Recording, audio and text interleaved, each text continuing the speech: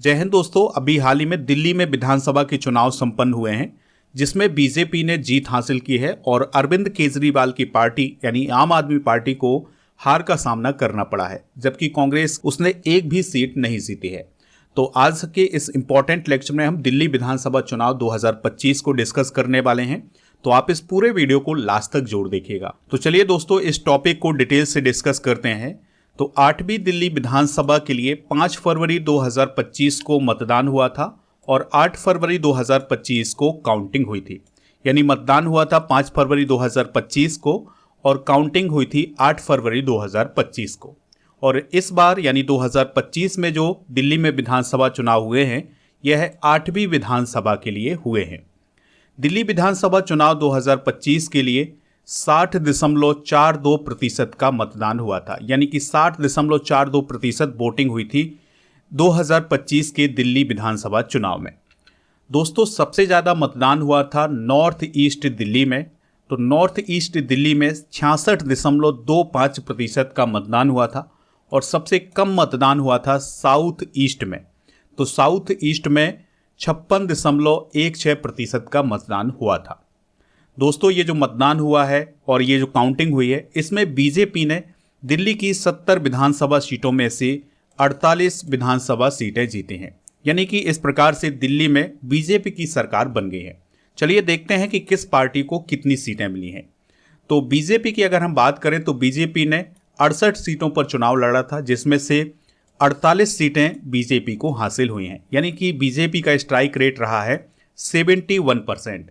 आम आदमी पार्टी की बात करें तो आम आदमी पार्टी ने 70 सीटों पर चुनाव लड़ा था, जिसमें से 22 सीटें आम आदमी पार्टी ने जीते हैं। 31% इसका स्ट्राइक रेट रहा है। कांग्रेस की बात कर लेते हैं तो कांग्रेस ने 70 सीटों पर चुनाव लड़ा था, एक भी सीट उसको हासिल नहीं हुई है, यानी कि इसका स्ट्राइक रेट 0% रहा है। तो पिछले अगर हम 2-3 विधानसभा चुनावों को देखें दिल्ली के, तो कांग्रेस का यही हाल है, यानी कि वो 0 पर ही है। तो इस प्रकार से दोस्तों, बीजेपी ने लगभग 27 वर्षों के बाद दिल्ली विधानसभा चुनाव में बहुमत प्राप्त किया है। इससे पहले दिल्ली में बीजेपी की सरकार थी 1998 में, यानी कि 1998 के बाद अब 2025 में बीजेपी की सरकार बनने जा रही है दिल्ली में। अरविंद केजरीवाल के नेतृत्व वाली जो आम आदमी पार्टी थी, उसको इस चुनाव में करारी हार का सामना करना पड़ा है और उनकी पार्टी केवल 22 सीटों पर सिमट कर रह गई है। तो 10 साल सत्ता में रहने के बाद अरविंद केजरीवाल को हार का सामना करना पड़ा है और उनकी जो सीटें हो गई हैं वो घट करके 22 हो गई हैं। पिछले अगर हम विधानसभा चुनाव की बात करें तो उसमें उनकी सीटें थी 62, अब 62 से ये सीटें हो गई हैं 22, यानी कि उन्हें करारी हार का सामना करना पड़ा है। यहाँ पर दोस्तों हम आपका थोड़ा सा समय लेंगे, एक इन्फॉर्मेशन बतानी है कि आप स्टडी करके ऐप को इंस्टॉल कर लें। इसका लिंक डिस्क्रिप्शन बॉक्स में दिया गया है, या फिर आप प्ले स्टोर पर स्टडी कर सर्च करके इसको इंस्टॉल कर सकते हैं। ऐप पर आपको क्या क्या मिलेगा, तो पेड कोर्स मिल जाएगा, ई बुक मिल जाएगी, test series, daily current affairs की PDF, क्लास नोट और कोर्स एंड PDF मिल जाएगा। तो जो कोर्स एंड PDF वाला ऑप्शन है, यहाँ पर आपको 1000 टॉपिक बाय स्टैटिक जीके की PDF मिल जाएगी। इसके अलावा जो स्टडी कर चैनल है, उस पर जो वीडियो अपलोड होते हैं उनकी PDF आपको यहाँ पर मिल जाएगी। ठीक है, तो इनको आप यहाँ से प्राप्त कर लें। इसके अलावा दोस्तों, ई बुक वाले सेक्शन पर जब आप जाएंगे तो मंथली करेंट अफेयर्स की ई बुक मिल जाएगी। तो जैसे जनवरी 2025 के करेंट अफेयर्स की ई बुक आपको हिंदी इंग्लिश दोनों मीडियम में मिल जाएगी। और इस ई बुक की खास बात यह है कि इसमें सभी टॉपिक कवर किए गए हैं और इसके अलावा इसमें 150 MCQs भी हैं जो कि करंट अफेयर्स से रिलेटेड हैं। 1800 करंट अफेयर्स के MCQs की ई बुक भी आपको ई बुक वाले सेक्शन पर मिलेगी, जिसमें जनवरी 24 से जनवरी 25 तक के करंट अफेयर्स के क्वेश्चन इंक्लूड किए गए हैं। यानी कि एक वर्ष का करंट अफेयर्स आपको इस ई बुक में मिल जाएगा। इसमें सभी टॉपिक कवर किए गए हैं, जैसे नेशनल, इंटरनेशनल और जो स्पोर्ट्स है, अवार्ड, ये सभी टॉपिक इसमें कवर किए गए हैं, जो कि आपके एग्जाम के लिए बहुत ही इंपॉर्टेंट हैं। चलिए दोस्तों, लेक्चर को आगे बढ़ाते हैं। अब हम दिल्ली विधानसभा चुनाव 2025 से रिलेटेड कुछ और बातें डिस्कस करते हैं। अच्छा दोस्तों, दिल्ली विधानसभा चुनाव में कितनी सीटें लाना जरूरी है सरकार बनाने के लिए? तो दिल्ली विधानसभा में अगर किसी भी पार्टी के पास 36 सीटें हैं तो वो सरकार बना सकता है। यानी कि दिल्ली विधानसभा में जो बहुमत का आंकड़ा है वो कितना है? 36। ठीक है, तो अर्थात जिस पार्टी को 36 सीटें प्राप्त हो जाएंगी वह अपनी सरकार बनाए। दोस्तों इससे पहले दिल्ली में बीजेपी की सरकार थी 1993 से 1998 तक।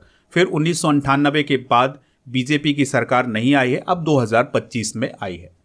नई दिल्ली विधानसभा सीट में बहुत बड़ा खेल हुआ है। जो नई दिल्ली विधानसभा सीट थी उसमें अरविंद केजरीवाल को बीजेपी के प्रवेश वर्मा से हार का सामना करना पड़ा है। तो प्रवेश वर्मा ने अरविंद केजरीवाल को 4089 वोटों के अंतर से हराया है। तो ये सबसे बड़ा सेटबैक रहा है अरविंद केजरीवाल के लिए, क्योंकि वो इस आम आदमी पार्टी के संयोजक माने जाते हैं, राष्ट्रीय संयोजक माने जाते हैं, और वही सर्वोसर्वा है इस पार्टी के, और उनका हार जाना आम आदमी पार्टी के लिए भी काफ़ी बड़ा झटका माना जा रहा है। दोस्तों आम आदमी पार्टी के जो मनीष सिसोदिया, सौरभ भारद्वाज, ये भी चुनाव हार गए हैं। तो ये बड़े चेहरे माने जाते हैं आम आदमी पार्टी के, ये सभी इसमें हार गए हैं। अब देख लेते हैं कि दोस्तों किसका क्या हाल रहा है दिल्ली विधानसभा चुनाव 2025 में। तो अरविंद केजरीवाल 4089 वोटों से हारे हैं। मनीष सिसोदिया भी हार गए हैं 675 वोटों से। कपिल मिश्रा जीते हैं, ये बीजेपी के हैं। शोएब इकबाल ये आम आदमी पार्टी के हैं, ये भी जीते हैं। आतिशी मारलेना जो वर्तमान में चीफ मिनिस्टर थी दिल्ली की, वो जीत गई हैं कालकाजी विधानसभा सीट से। इन्हें केवल 989 वोटों से जीत हासिल हुई है। प्रवेश वर्मा जीते हैं, ये बीजेपी के हैं। अमातुल्लाह खान ये भी जीते हैं। और दोस्तों सबसे बड़ा नाम है अवध ओझा जी का, ये हार गए हैं 28,072 वोटों से ये हारे हैं, और ये पटपड़गंज विधानसभा से लड़ रहे थे।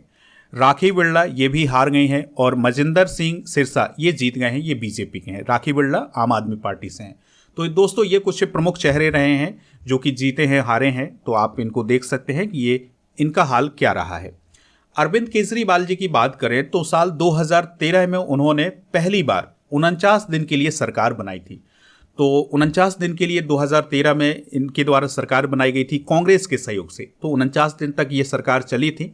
फिर बाद में दोस्तों राष्ट्रपति शासन लगा, और फिर बाद में चुनाव हुए थे जिसमें आम आदमी पार्टी को जीत हासिल हुई थी। इसके बाद अरविंद केजरीवाल 2015 से 2024 तक दिल्ली के मुख्यमंत्री रहे। यानी अरविंद केजरीवाल पहली बार चीफ मिनिस्टर बने थे 2013 में, फिर उसके बाद 2015 में बने हैं, और 2024 तक वो दिल्ली के चीफ मिनिस्टर रहे हैं। यानी लगभग वो 10 सालों तक दिल्ली के चीफ मिनिस्टर रहे हैं। दोस्तों अब हम दिल्ली विधानसभा की हिस्ट्री को देख लेते हैं। तो 17 मार्च 1952 को भाग गा राज्य सरकार अधिनियम 1951 के तहत दिल्ली विधानसभा का गठन हुआ था। तो दिल्ली विधानसभा का गठन कब हुआ था? 17 मार्च 1952 को। इस अधिनियम के तहत दिल्ली के लिए एक विधानसभा स्थापित की गई थी। दोस्तों दोस्तों के लिए पहला विधानसभा चुनाव हुआ था 1952 में। उस समय दिल्ली में कुल 48 सीटें हुआ करती थीं, जो कि वर्तमान में कितनी हैं? 70 सीटें हैं।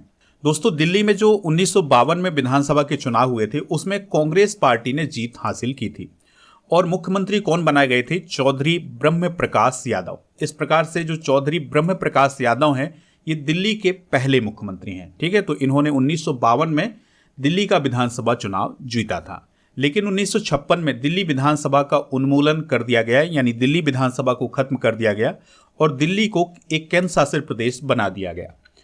इस बदलाव के बाद दिल्ली के प्रशासन की जिम्मेदारी सीधे केंद्र सरकार के अधीन आ गई और एक उपराज्यपाल की नियुक्ति की गई। आदित्यनाथ झा 7 नवंबर 1966 को दिल्ली के पहले उपराज्यपाल बने थे। अच्छा, वर्तमान में उपराज्यपाल कौन है दिल्ली के, ये आप कमेंट बॉक्स में बताएं। 1966 में दिल्ली में विधानसभा की जगह मेट्रोपॉलिटन काउंसिल का गठन किया गया था। फिर इसके बाद 69वें संविधान संशोधन 1991 के तहत दिल्ली को राष्ट्रीय राजधानी क्षेत्र यानी एनसीटी का दर्जा दिया गया था।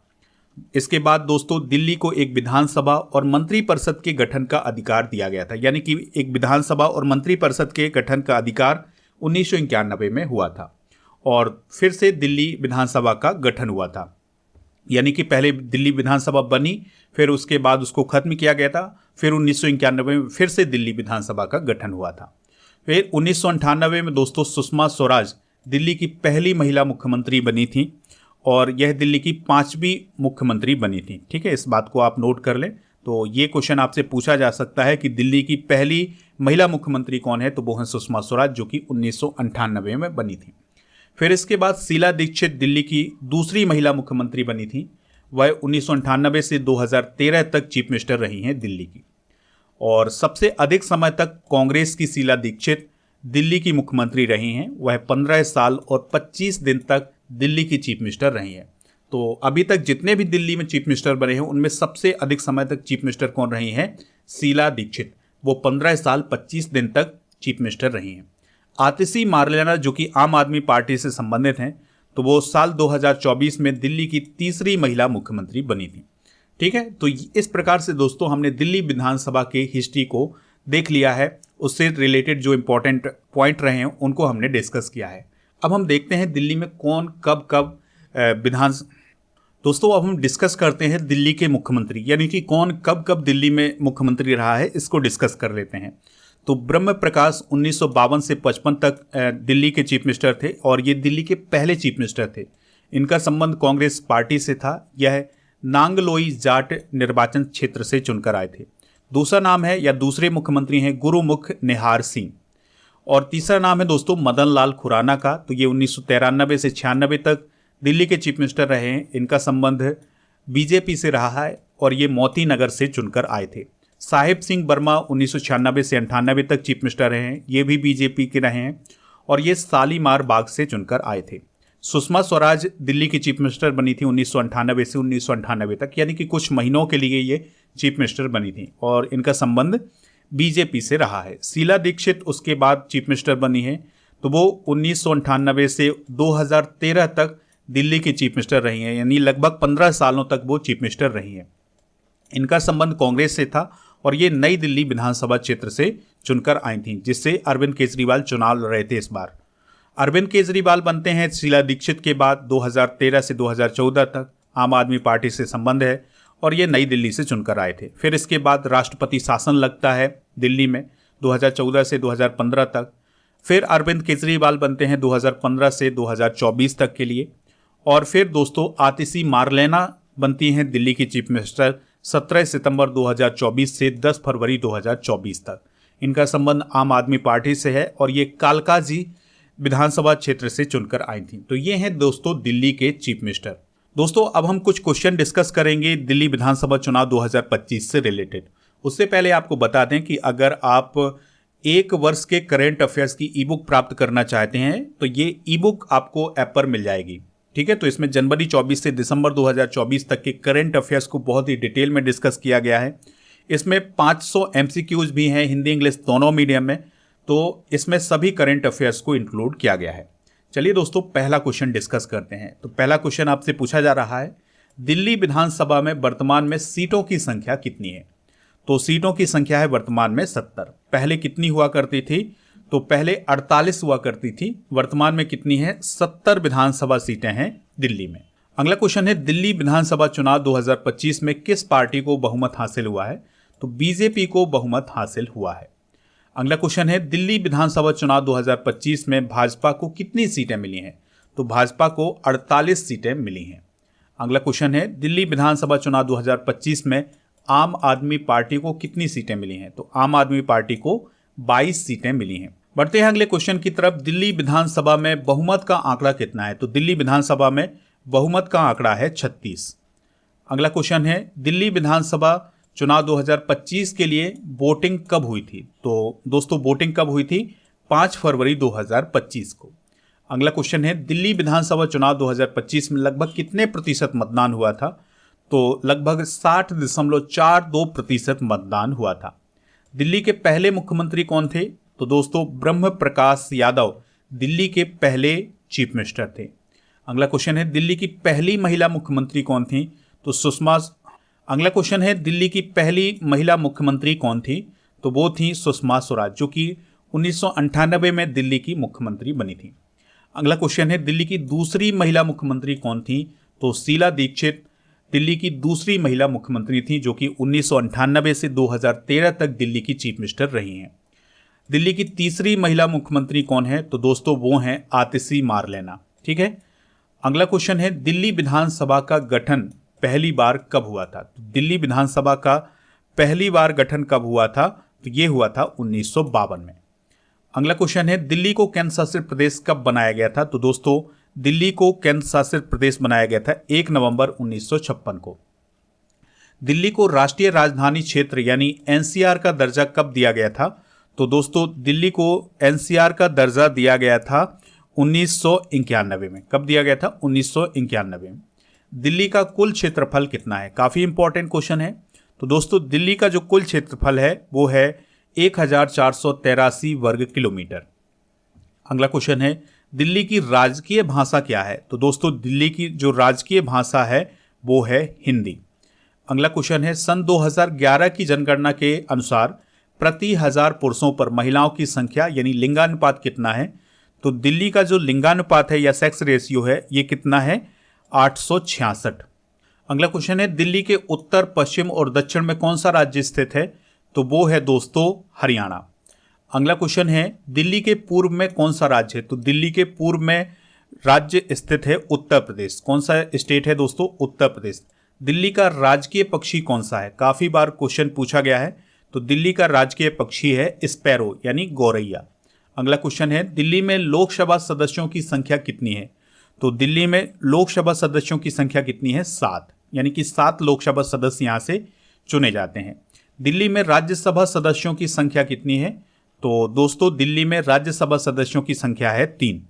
कितने राज्यसभा मेंबर हैं? 3 राज्यसभा मेंबर हैं।